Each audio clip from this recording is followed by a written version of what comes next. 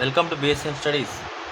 Friends, మనకి ఈరోజు August 3 RRB group డిలో మనకైతే ఎగ్జామ్ అయితే కండక్ట్ చేయడం జరిగింది.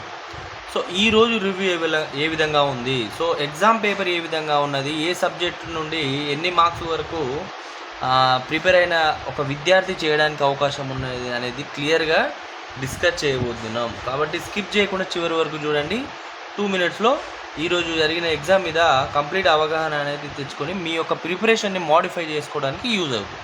ఓకేనా? ఇంకెవరైనా సబ్స్క్రైబ్ చేసుకోకపోతే సబ్స్క్రైబ్ చేసుకోండి.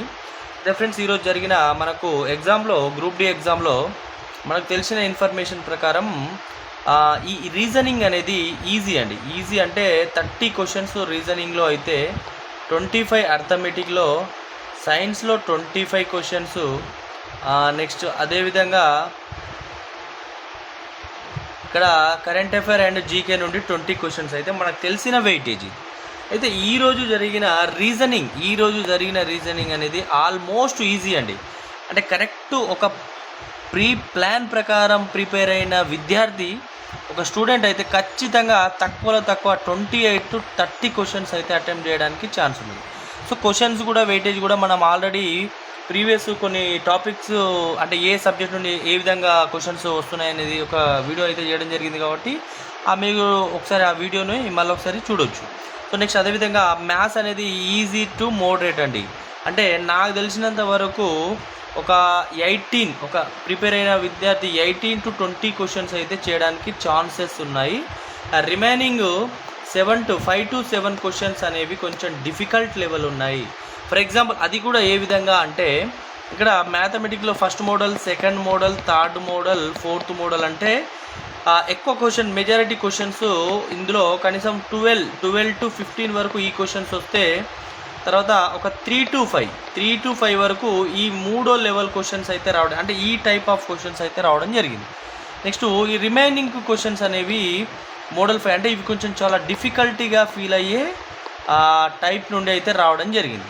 మరి సైన్స్ ఏ విధంగా జరిగిందంటే, సైన్స్ కూడా మనకు మోడరేట్ క్వశ్చన్సే వచ్చాయి. డైరెక్ట్ క్వశ్చన్స్ అనేవి తక్కువ రావడం జరిగిందంట. కాబట్టి మీరు ఎన్సీఈఆర్టీని బుక్స్ సిలబస్ను బేస్ చేసుకొని ప్రిపేర్ అయితే ఇంకా మంచి మార్క్స్ అయితే మనం సాధించడానికి అవకాశం ఉన్నది.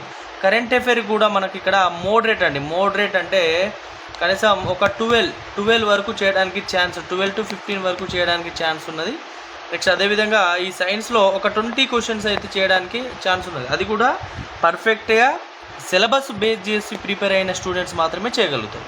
కాబట్టి ఇక్కడ మీరు చూడండి, ఇక్కడ సరే ఈ జీకే కరెంట్ అఫైర్ అనేది ఎప్పటికీ మోడరేట్ అయినప్పటికీ కొంచెం మ్యాథమెటిక్స్లో ఈ లెవెల్ 4 వరకు అయితే ప్రిపేర్ అవ్వడానికి ఛాన్స్ ఉన్నది. కాబట్టి మీరు ప్రిపేర్ అవ్వాల్సిందే.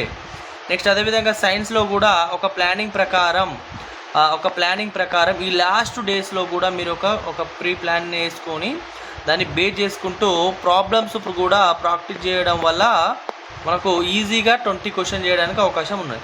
సో ఎంత కాదనుకున్నా ఇప్పుడు నేను చెప్పిన విధంగా మీరు ప్రాక్టీస్ చేసి ఆ విధంగానే మీ ప్రిపరేషన్ ఉంటే మీరు ఖచ్చితంగా 75 రా క్వశ్చన్స్ చేయడానికి ఛాన్సెస్ ఉన్నాయి. కాబట్టి ఈ విధంగా మీరు ప్రిపేర్ అవ్వండి. ఇక్కడ సైన్స్, జనరల్ సైన్స్, అదేవిధంగా మ్యాథమెటిక్స్ కొంచెం మీ ప్రిపరేషన్ని స్ట్రాంగ్ చేసుకోండి. Thank you one and all. Further update కోసం మన ఛానల్ అయితే సబ్స్క్రైబ్ చేసుకోండి.